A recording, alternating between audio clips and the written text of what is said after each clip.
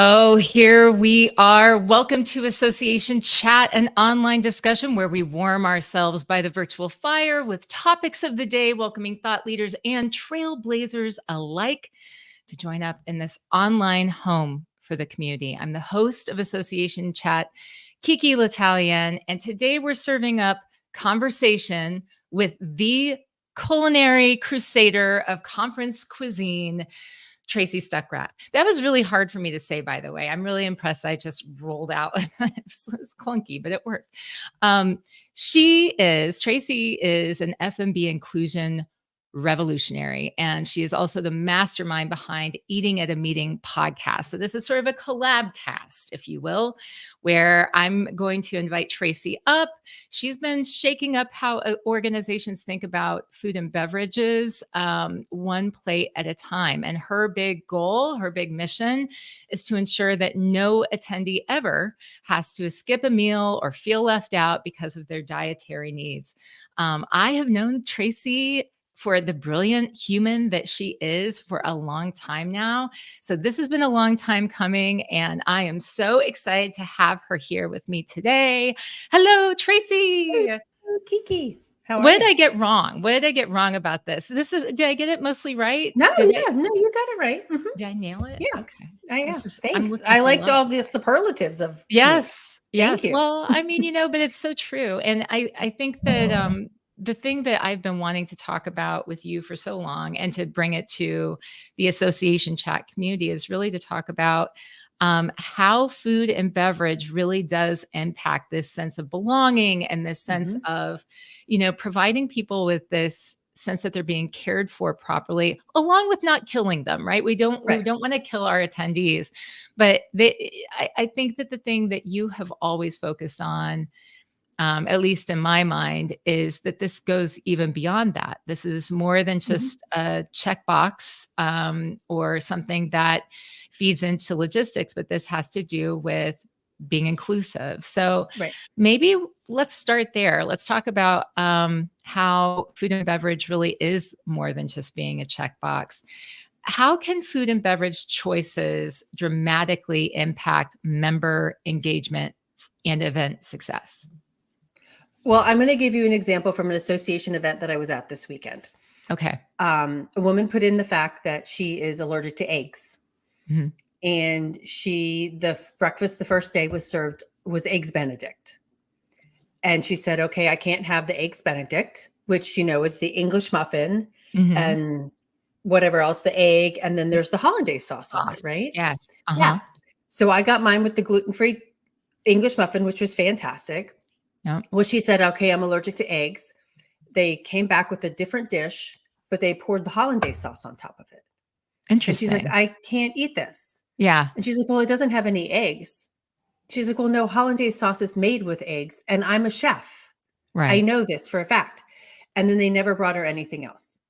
Oh my gosh. And so this is the opening breakfast of an association event. And I mean, she's in her 70s and she's been a chef for a long time, and she advocates for this association left and right. And just to make her feel excluded from that meal. And I mean, people came up to me and said, Tracy, did you hear what happened to her?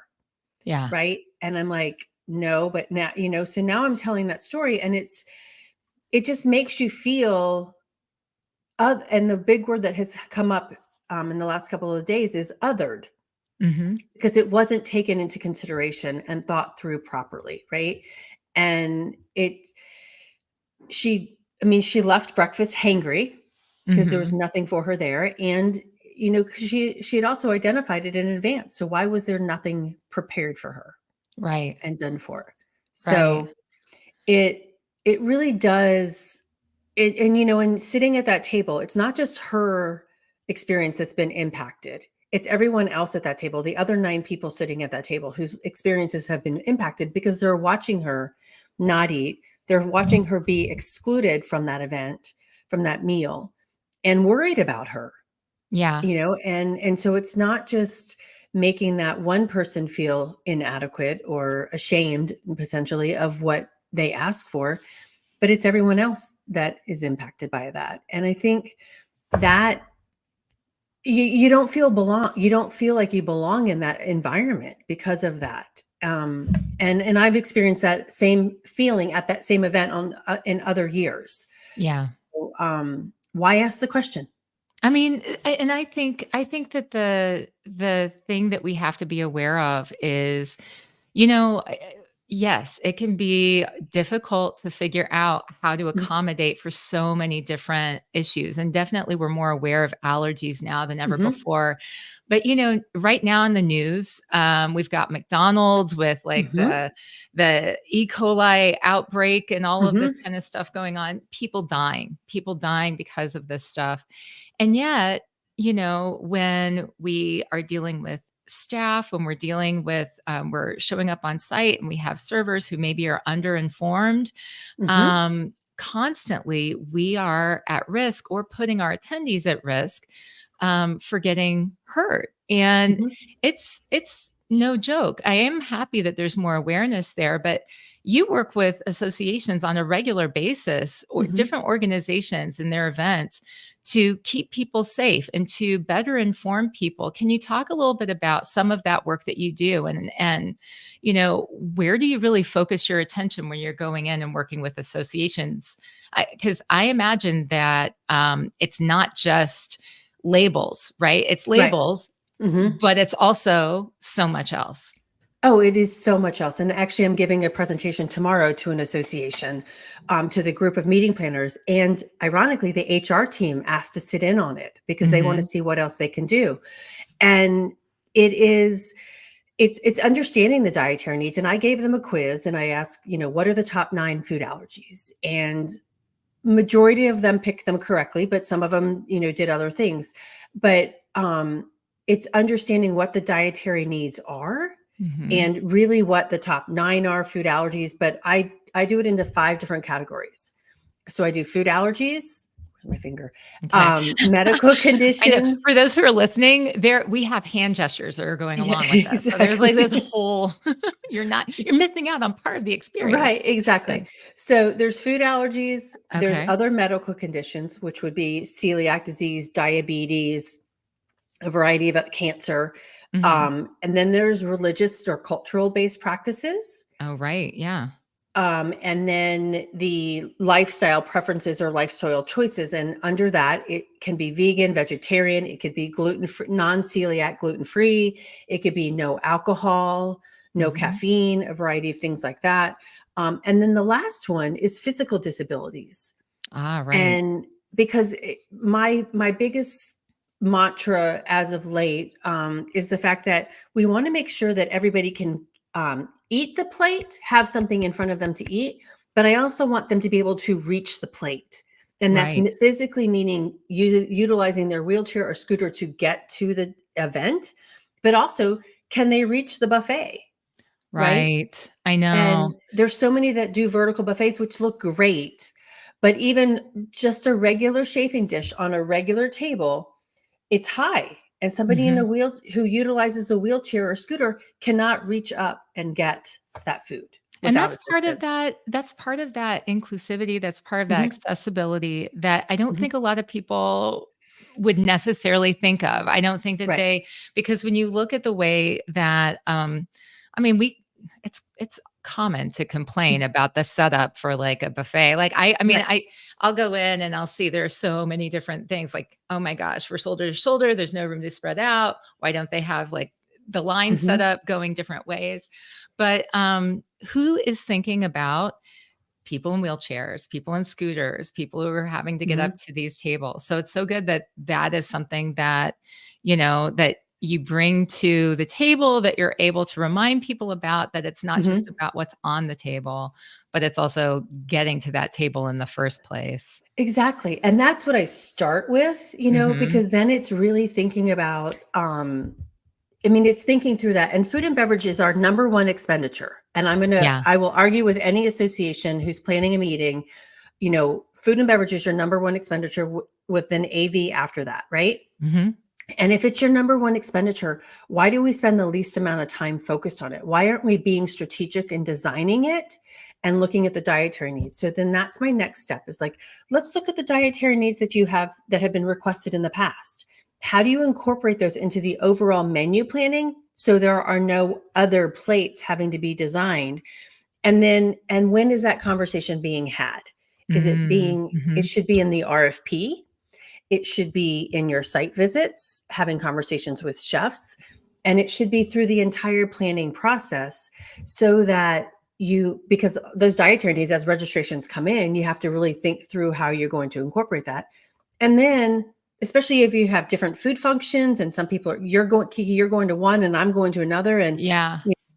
I don't want to order food for you that you're not going to eat. Right. And then the labeling. Yeah, we just actually we didn't really get a chance to see each other at IMEX. We were just at the same event, and you were busy and talking and teaching about all of these different things. But one of the things that I am constantly impressed with when I'm hearing you talk and learning from you, listening to your podcast, is you bring real life stories, real life examples into our awareness. So, and I'm constantly learning about that. So recently you were talking about the Disney story. So can you maybe share a little bit about that and, some lessons that people can get from that? Torn from the headlines, Ripped. Yep, exactly. Yeah. Law and Order, but with a different twist. So a year ago this month, a doctor from New York went to Disney, and she and her husband did a lot of research on where they were going to eat because she has an allergy to milk and an allergy to nuts. And so they did their due diligence, and Disney has a reputation for being very good and managing food allergies in the food allergy world or community. And so they did their due diligence, and they went to this restaurant called Raglan Road and informed the server of her allergies. I think she also informed before she got there as well. Need to confirm that. But went over the menu multiple times with the server, asked the question before when it was plated and put in front of her, are there no nuts? Are there no milk? And they said, we guarantee there's none of that in here. She ate the meal. Within an hour, she wasn't feeling well. She administered herself an EpiPen and unfortunately passed away.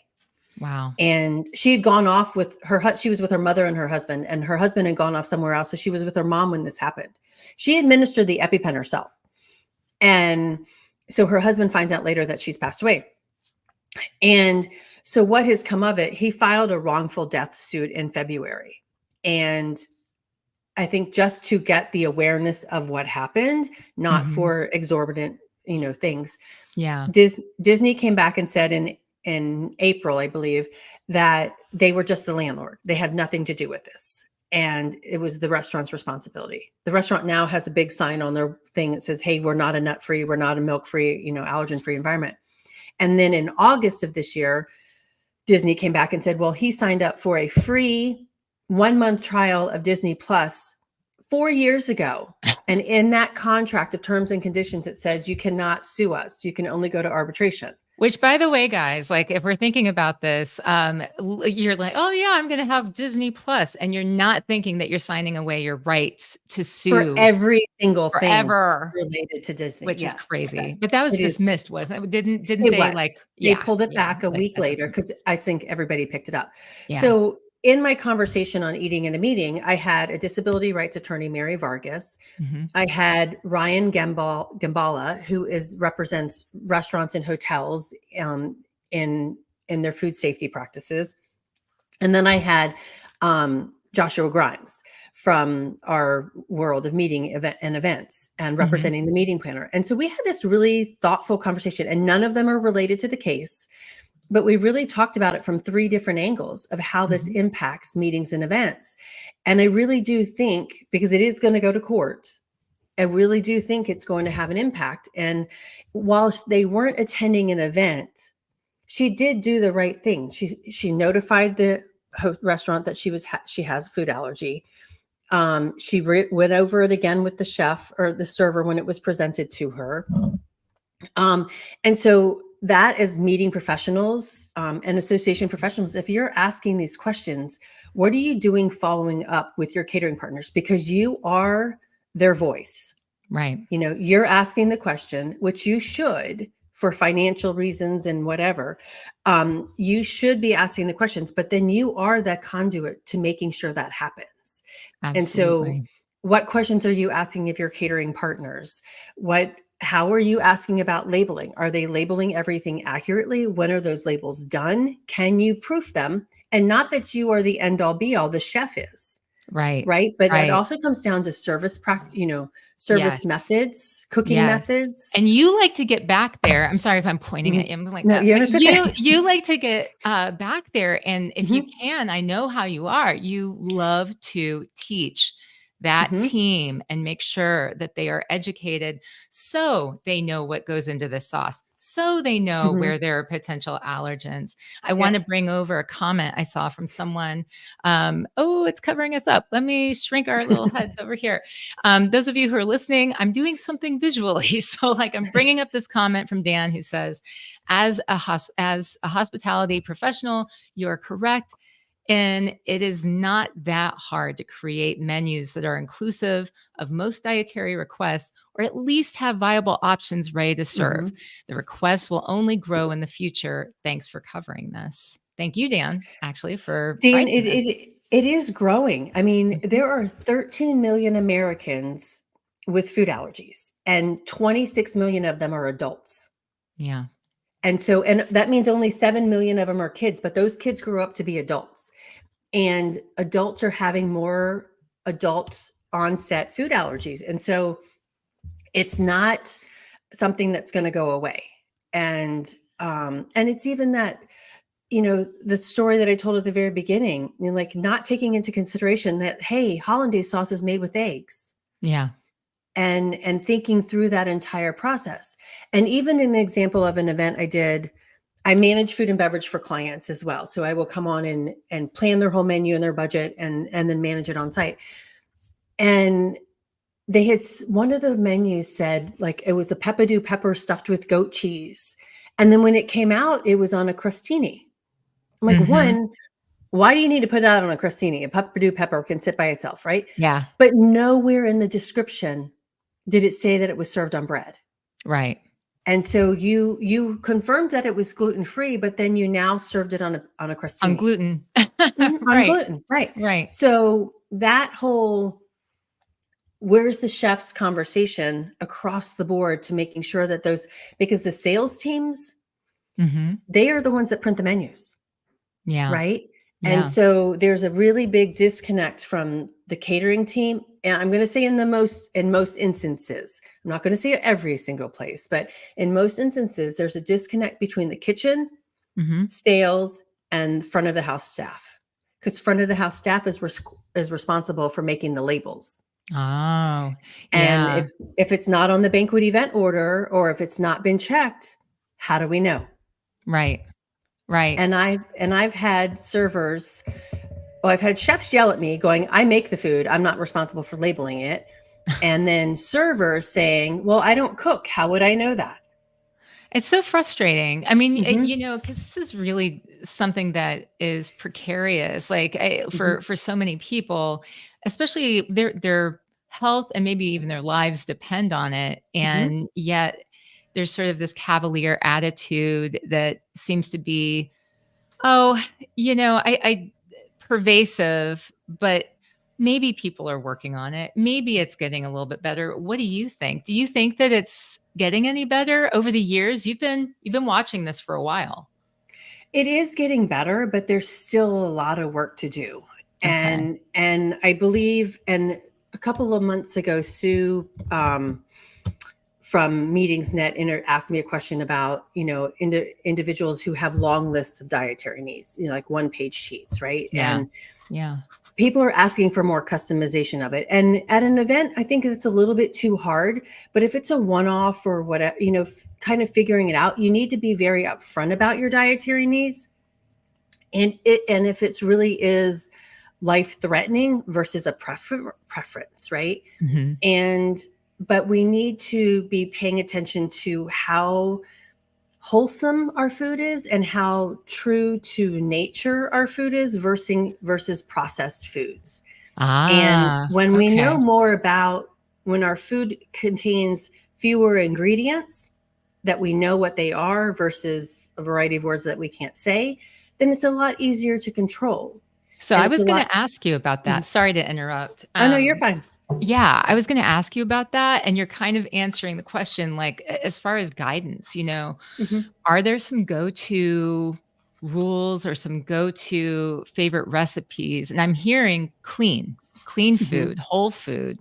Are there some things that you tend to recommend though to people that you're like, this is going to be a crowd pleaser and it's most likely not going to kill your attendees?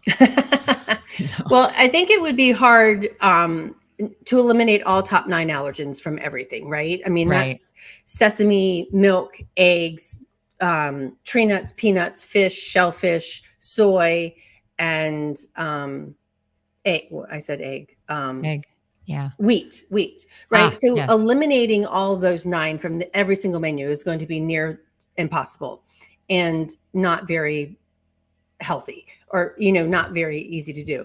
So kind of looking at it from a holistic perspective and trying to focus on foods that are whole foods, like you Mhm. said, and clean. I mean, we can still have the Mexican buffet, but let's look how it's prepared, right? Right. Is it a build your own taco station? Is it, or is it a lot of processed foods? And I have been warned by using the word processed foods, is like a can of chickpeas is processed, Mhm.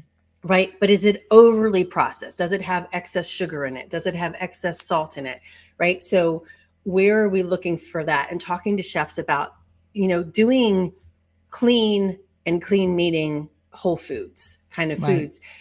It's healthier for everybody. I mean, Yeah. across the board, because you don't want to give everybody sugar because they're Mhm. gonna They're they're gonna gonna get this crash. high and they're gonna Yeah. crash, right? Right. Right. And you want people to be paying attention and absorbing the knowledge and the information that you're giving them at the event And and being also able to do something with it afterwards. right, and engage with each other Mhm. and maybe not have to rely on, those really horrible, like, evening networking events where they're, like, getting too much alcohol or too much this just to Mhm. try to keep going so that they Right. can make it through the conference slog or whatever, Yeah. Yeah. so, Or have um, to leave to go get something to get their eat. food. Yeah. And so Mhm. now they've paid how much money to go to your conference? And now they're having, and I was having a conversation with somebody about this yesterday. They've paid your registration fee. Let's say it's $1,000, right? And it says it comes with lunch and breaks and dinners and receptions that include food, Mhm. right? So if your registration fee includes food and you don't accommodate them, are you willing to give them their money back for the food and beverage that they did not eat or they could not eat? Interesting. So are you willing to reduce your revenue, which can kind of be offset by the cost of the food, right? Are you willing to reduce your revenue and then send those people off site? And then Fascinating. and Has then anyone sending ever them off done site. anything like that? Well, there was a rant in a Facebook group this like a couple weeks ago about a planner really perturbed by all the dietary requests, and one, Mhm. she said the chef wanted to quit his job because he didn't want to do this anymore and such. But she's like, well, we're just going to send everybody off site. I said, well, okay, that's a thought, but depending on where you are and how many people you have, one, are there enough restaurants within walking distance Right. of your venue to send them all? Are you going to inform all of those restaurants that they're going to be inundated over and above their normal lunch rush with all of your attendees? Two, are there restaurants that actually accommodate your guests? What if you have a Mhm. large contingency of Jewish participants, or right? So how are you managing that? So, and then that's reducing your revenue to, I mean, it's a catch 22. Yeah. And because it's also reducing the amount of people who are then connecting at your event together. And if that's the reason you're bringing them together, then why are you sending them offsite? Well, what are some of the cool things that you've seen and some of the, like, maybe some of the trends or some of the I don't know, have you seen any sort of innovative ideas that you thought, "Oh, yeah, this is the way to do it. This is if only every event would do this." If only every event would label, and I say correctly, would label with ingredients and with allergens, that would be my dream first and Mhm. foremost. Um, but I think thinking through having build your own stations really kind of helps because, and if you're not doing build your own stations, make sure that you're labeling for the allergens, but you can make people want customization. And when you do your build your own stations, that really does allow for customization, right? Hey, I want the meat and I want the fish, or I just want the cauliflower, right, on my tacos. Tacos are perfect for making your own thing. But can you, and the people who, my friend Murray Hall is a chef up in Toronto, his philosophy on building a plated dish is start with the sides, make sure that they're gluten-free and they're dairy-free, which would then probably make them vegan, right? If you're starting with your potatoes and your carrots and whatever, right? And then the entree is the add-on, right? And so that's the last thing put on the plate. And it should be the smallest proportion when you're looking at nutritional information. But so then you can add the beef, or you can add the chicken, or you can add the cauliflower steak, right? So that's a really good way to think through and how to design your menus. And I think that's a thoughtful way to do that. Ooh, we have another great comment over here. The chef is responsible for making sure every item is listed correctly, including buffet signs. You can't pass that to anyone else. You are correct. Processed food may not list everything correctly, or the ingredients checked by the chefs or cooks. The most affordable venues often lack the professionalism in the kitchen due to their budgets. Yeah. Yeah. Yeah. Dan, I agree with you. I'm like, I want, and an example would be that next year I'm doing an event. This year, my client negotiated the day of the week menu to be $58 per person. And then for 2025, he did not.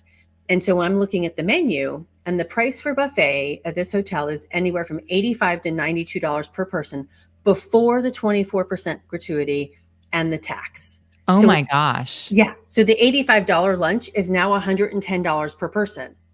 Wow. And my client's like, Tracy, and I told him, I was like, just lunch increased the budget by $100,000. That is insane. Doing everything exactly the same. Right. I know. And so I went to the chef and I said, okay, lunch can't be more than $63 a person. Right. And he's like, okay, I can do that. But now Dan, I'm worried about what that $63 lunch is going to look like compared to the $85 lunch. Right. Right. But he's like, no, we can do that. And KiKi, it blew me away. They're like, you're going to be really easy to work with. And I'm like, are you sure? And they're like, you set out all of your expectations. Cause I said, I want my menus labeled. I want to proof them 2 weeks out. I want non-alcoholic beverage options on the bar. Yeah. And I want, these menus, I want inclusive menus. And I don't know what it is, but the general manager of that hotel had seen my list that Meetings Today put together. And he's like, oh, I read your article, Tracy. And then chef came prepared. Here's where I source my meat from. Here's where I get my fish from. This is what we do. And I'm like, okay. This is nice. Yeah. That is nice. So we'll see how it comes out. But just by that, if you put that information in your RFP, see how they respond.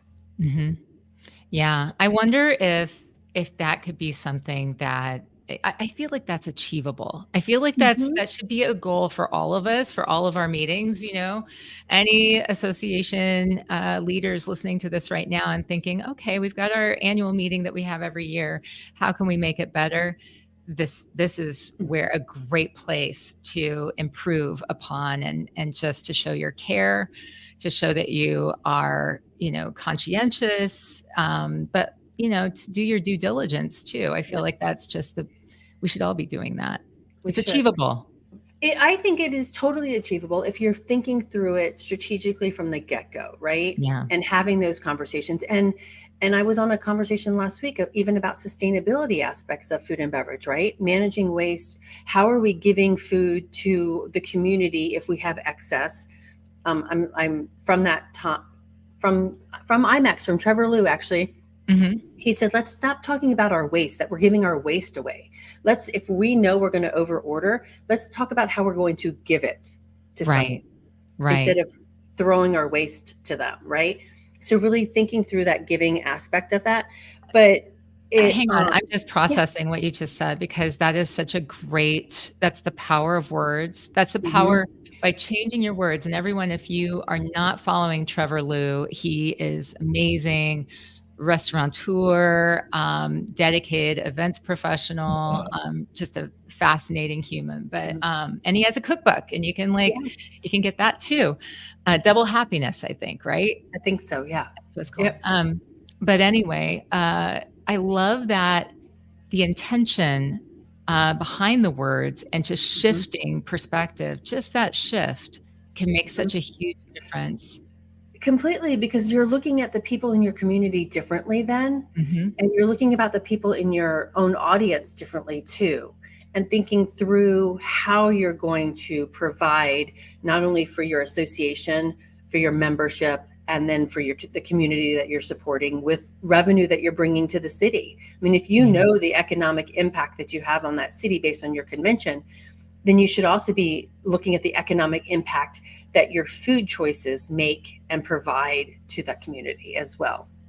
I love that. And I think that, that's that engaging with the community, having a better impact, really thinking about in a deeper way about the Mhm. way that your meeting is impacting the environment that you're going into. Right, And certainly sustainability has been huge on everyone's minds, but I love that concept of giving rather right, than thinking of it as throwing something away or getting right. rid of waste.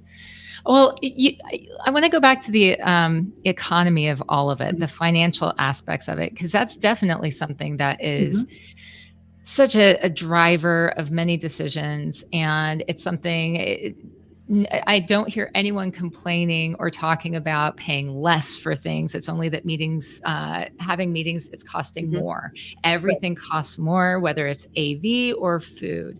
So you were talking about it earlier about how some of these shocking discoveries, Mhm, sad, unfortunate discoveries where it's like you show up and like suddenly the buffet that you ordered last year is, sometimes double, right? mhm.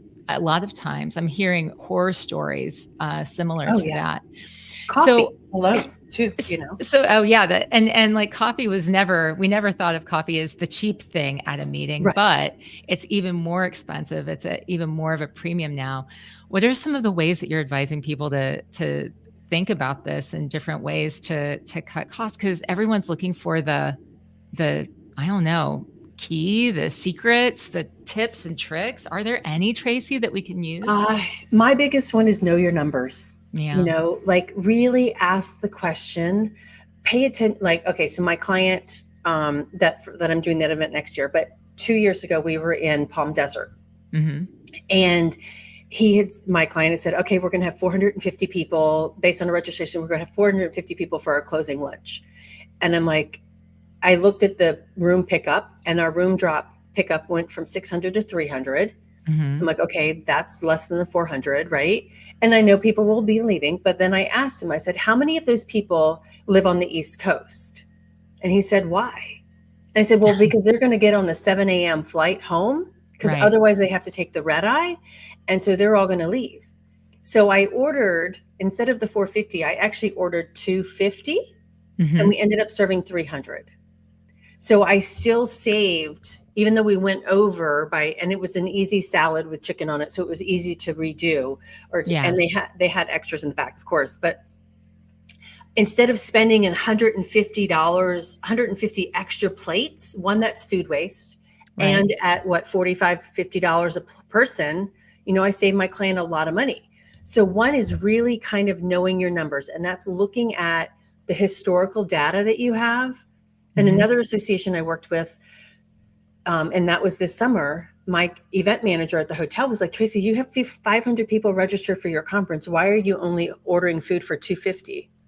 Well, we had my client, it was a first time client, but she had historical data from 5 years to show how many people she had actually served for every single meal function for the last 5 years. Oh my And gosh. so she knew to only order half the number of people, and the Hmm. numbers were accurate on this round.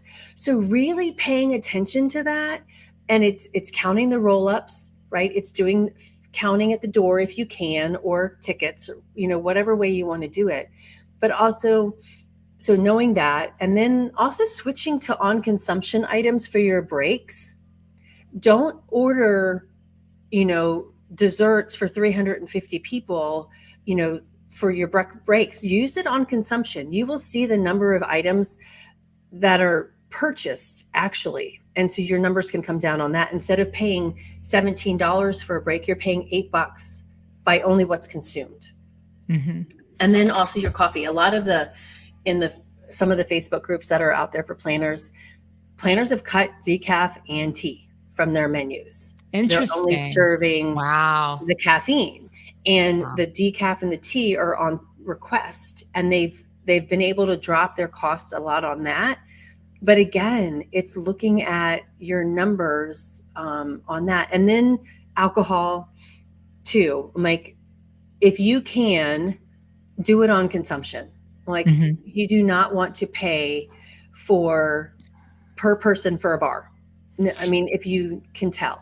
Do you want to talk a little bit about that? Because alcohol, I know it has become more and more of a topic, I know, in the event space. And finally, now I'm hearing more and more association professionals talk about it too. What does it look like if we were to offer, networking opportunities, receptions where people weren't forced to just have water or soda? Novel idea.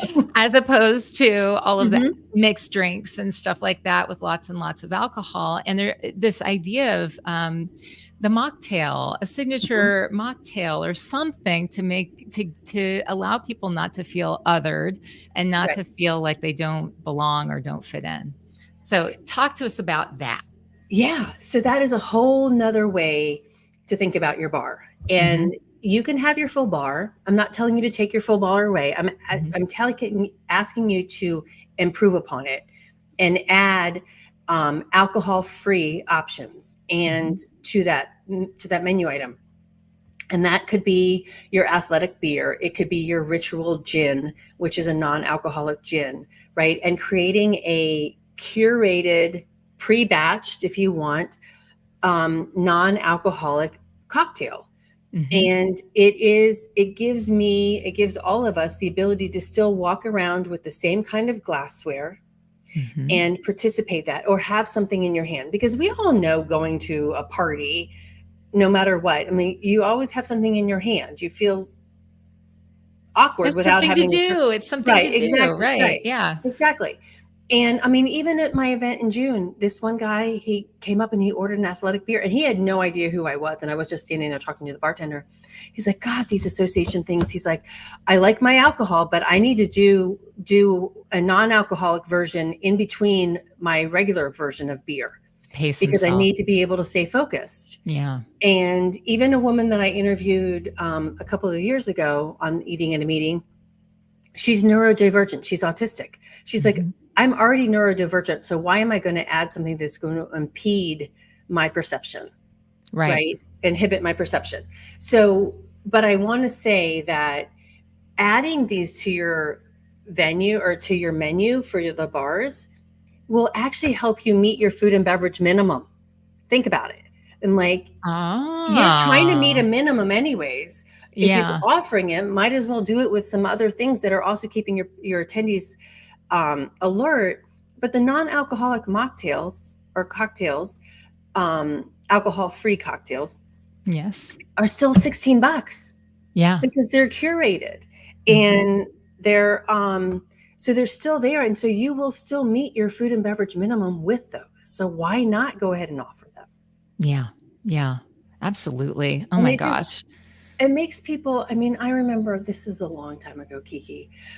I mean, this was 2003 probably. And I was at a convention in Las Vegas. I'm a corporate planner, and I'm in the booth the next morning. I'm there because that's what I'm doing. I'm running the booth. And one of my sales guys comes in and he's like, yeah, I took out my client. We were drunk all night. We danced. I'm like, I do not want to hear that.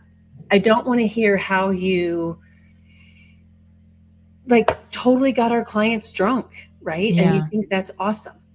Yeah. And because you should be alert, you should be on time in the booth the next day. You should be selling the booth. You should be selling our products. And I don't want you being, discombobulated from the alcohol. Well, and I think that, I mean, this is kind of venturing into some other topics, but I think that we've become more aware of some of the horrible things that can happen when too much alcohol is consumed at our events, and the liability of, because we have such a responsibility, we associations, we organizations hosting these events have a responsibility for the safety and care of our attendees.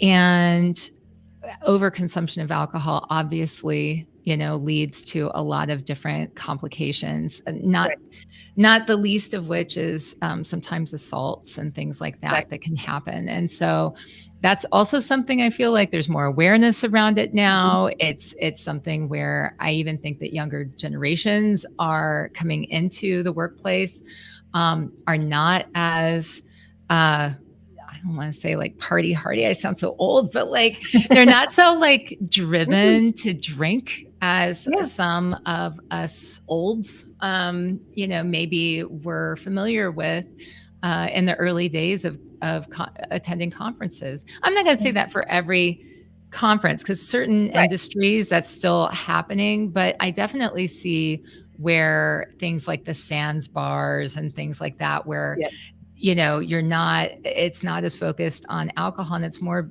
because of wellness. It's more because of trying to avoid unsafe conditions. And I just think that people are more aware now, Yeah. Well, and some stats to back that up is like, I think it's about 45% of Gen Z has never had alcohol. Yeah. I'm not surprised. And that's a huge number if you're thinking about them coming into your workforce, right?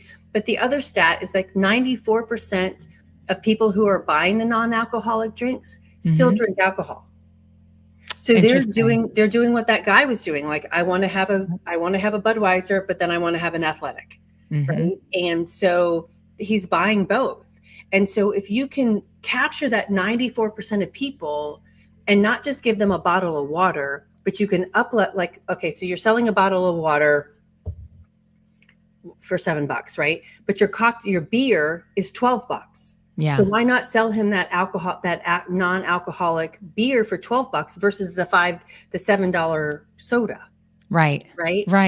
Or that non-alcohol free cocktail, right? I love this. Oh my gosh, I'm so glad it's a financial opportunity. Yeah, I'm so glad that you joined me today. It's just been so great, and it's been a long time in coming. We need to do this more. We do. I love the collab cast idea. If people have not gone over and followed Eating at a Meeting podcast, they need to. They need to go check it out, because you have great guests. You are constantly giving good ideas, and I don't know. I feel like that's something that I'm just better informed and know a little bit more about what's moving and shaking in the world when I follow you and listen to you. Thank you. Yeah. I appreciate that. And likewise with Association Chat. I mean, I love going in there and seeing what people are talking about. I mean, I'm always searching for food conversations as well. But I mean, it's like I had a conversation with a guy yesterday that runs a transportation company that's helping us. And I'm like, oh, but you could do this. And, and I love just collaborating with people and learning what they're learning and what they're experiencing. And I'm taking something from your playbook. And with my Eating at a Meeting Facebook group, I'm doing your weekly, I don't know, what do you call yours? The AC Insider? AC Insider. Yeah, it's the recap discussion. So, and actually today we're having it again. It's every Thursday at 3:00 Eastern time. Okay. And that is where everyone comes together. It's not streamed. It's not recorded. It's just conversation. And it's usually we'll kick off with like a hot topic from the group for that week, just to kind of get things rolling. But really, it can be about anything that the group decides that they want to focus on. Yeah. Well, I'm doing my first one in the Eating Meeting group on November 1st, which is next Friday. Yes. And I've had a bunch of people sign up, and mine's called Table Talks. So how are you doing this? So people are signing up ahead of time, so you know who's going to be there, or kind of know Yes, who's going kind to. of, Yeah. yes. I just put it in the Facebook group as an event, so I kind of know, and I gave them the link to Zoom. Yay. So, Yeah. because but I want to have that conversation, because we all need to learn from each other, because I am not the end all be all in knowing things about food and beverage, but I learn from everybody, and I'm a sponge in that. And Yeah. yeah, I it feel if just we're not constantly learning, like Mhm, especially these days, it's just we all get stronger, but we need to stay on top of things, mhm, just because so much is changing so very quickly. right, That how are we gonna stay on top of it, and how are we gonna innovate, and how are we gonna help each other out? right, We as a collective are solving some of the biggest problems that mhm, our world has ever faced. So how are we going to solve the big and the small problems if we don't come together and talk about them, right? right, exactly. Yeah. Yeah, and I'm like, if food allergies and dietary restrictions annoy you to no end, then find somebody who, it doesn't, and figure out what they're doing that makes it not so annoying to them, Yeah. and figure out how you can legally protect yourself as well, because we didn't even get into that.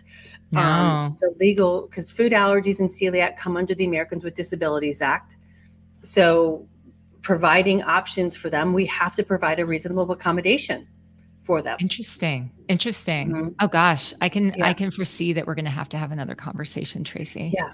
It's well, Okay. and so the Disney case is one, and then there's a case against United Airlines, a pilot Mm. who has celiac disease, and he cannot eat safely when he's on duty, and for every employee they deduct the cost of food from their paycheck Oh whenever my they're gosh. working, but when he can't eat safely, and then he goes and buys his own food, they won't reimburse him.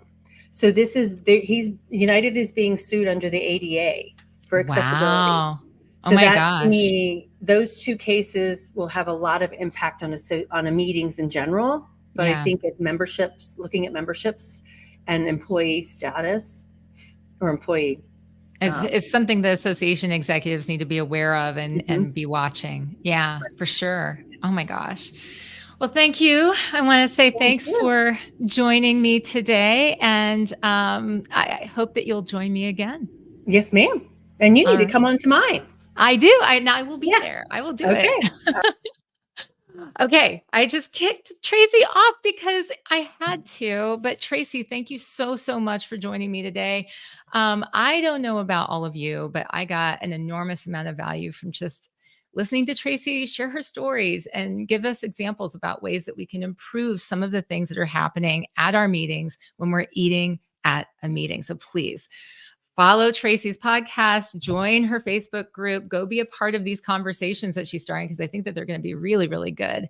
And as always, keep asking questions to learn every day. Why? Because as Joseph Campbell once said, the cave you fear to enter holds the treasure you seek. Have a great rest of the week, everyone.